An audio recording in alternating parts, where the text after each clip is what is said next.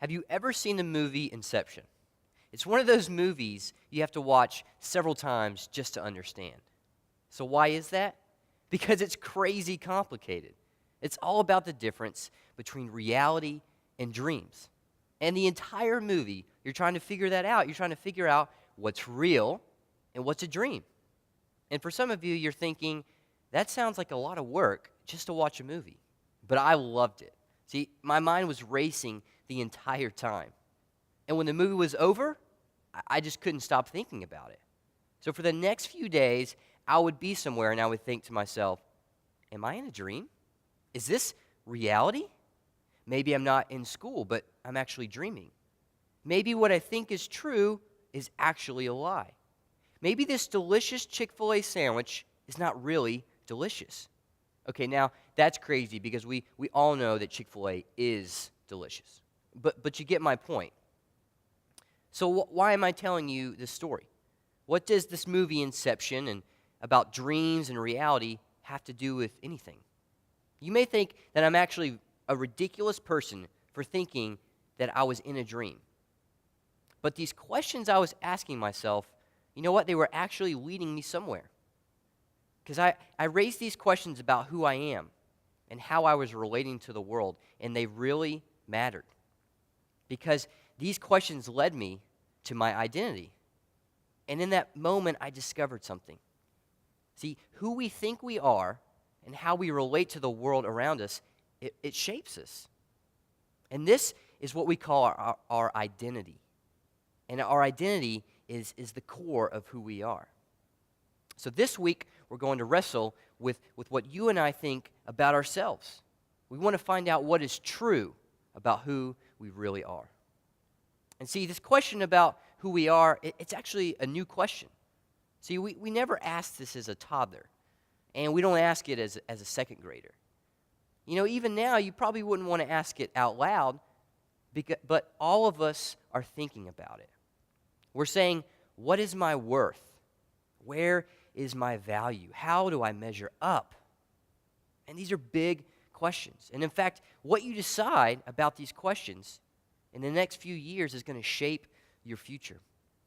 And if we answer wrongly, we're going to live in this false reality of who we are. It will be as if we're carrying around a fake ID, a misrepresentation of who we are. And the worst part about that is that we're never going to experience the life that God wants us to live.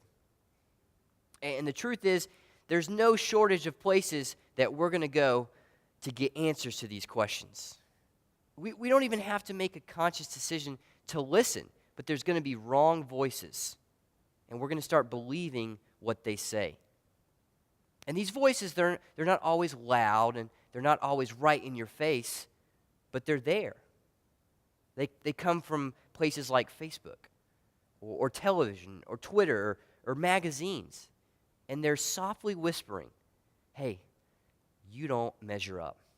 You're too overweight. You're too slow. You're not smart enough. You're not tall enough. You know what? These voices are all around us, and they're telling us that we don't quite make the cut. And guess what? These negative voices, they're not the only ones we hear. There's another voice that's equally as destructive. And it disguises itself well because when it speaks, it actually makes us feel good. And you know what voice I'm talking about because some of you are battling it right now. Some of you are filled with anxiety and fear because of this single voice. See, some of you may be a stud athlete, and your goal is to have fame and fortune, which isn't a bad goal. But guess what? The thought of you failing at your sport, it's devastating. And you're not even sure what you would do without your athletic ability or who you would be. Some of you in here are known as the smartest person in your class. And the very thought of getting an A- is terrifying to you. And ladies, some of you in here can't stop dating because you have no idea what it would be like if a guy weren't telling you, hey, you're beautiful. So this voice that's inside of us, here's what it says. As long as you continue to deliver on the thing that sets you apart, then you have value. And this this is a destructive way of thinking. Because here's the reality. There's always going to be someone more athletic than you. There's going to be someone smarter than you. There's going to be someone more talented, more beautiful than you. And if you just cringed or your stomach churned a little bit when I said that, you need to be on guard. Because you may have been lulled into this fake ID. So here's the pivotal question. Whose voice has the authority to tell us who we truly are? Whose voice is the loudest? Whose voice ultimately stands true? And this question is so important because God made it clear from the very beginning.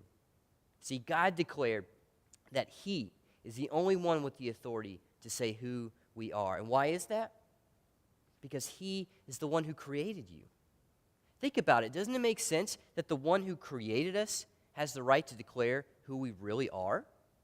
See, the Creator is the only one able to declare what is true about that which He created. Okay, so if God's voice is the one that matters, then what does He say? Well, we're going to discover what God says by looking into the life of David.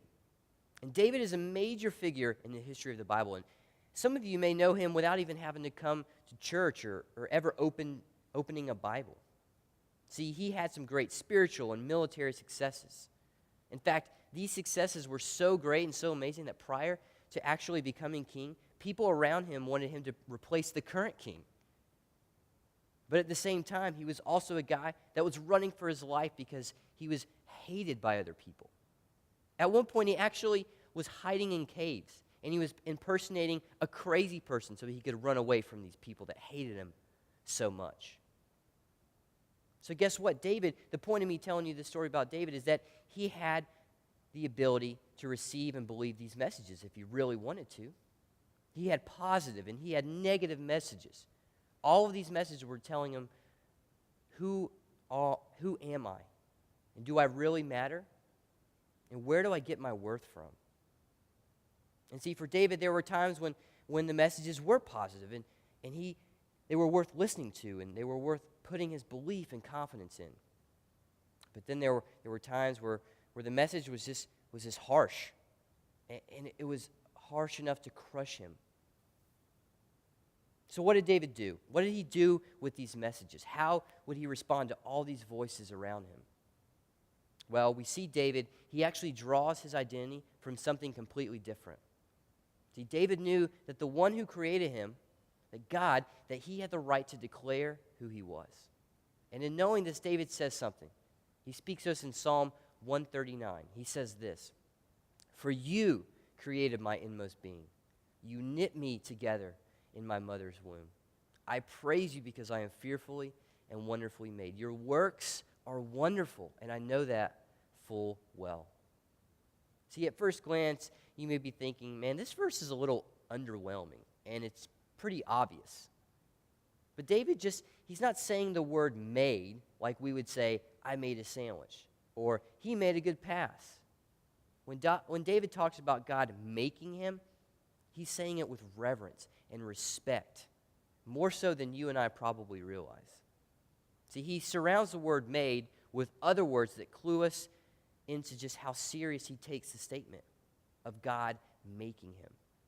See, David uses a word in this psalm, and it's found in only one other place in the entire Bible. See, when David writes that he was woven together and made by God, he uses a particular word to create an image to the people reading it so that they recognized it from this one other place in the Bible. And this other place is when God is building the tabernacle, when we're building God's church.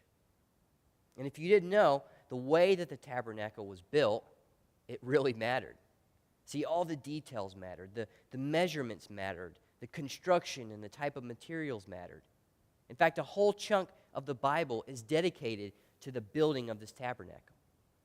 And why is that? Because this is where the holy God of the universe was choosing to live.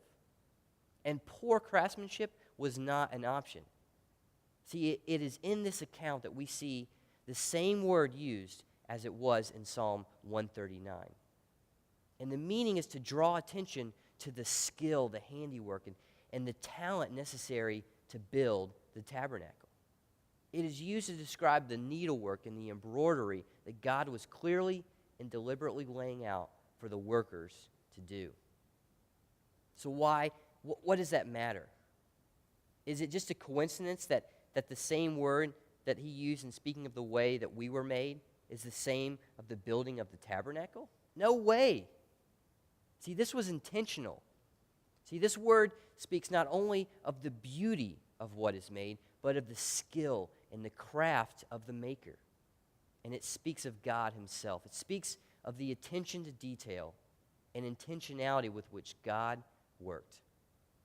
And in the same way, God created you with such care and skill and detail, and he claimed you as his prized possession. See, God has fearfully and wonderfully made you, and he's made me. And through his word, he declares this to us. And this is our true identity. So when we hear all these other voices try to overpower what God says, make sure you choose to listen to that which comes from the Creator himself. Because he is the only one worthy of determining our value. And guess what? He's very clear. You are valuable.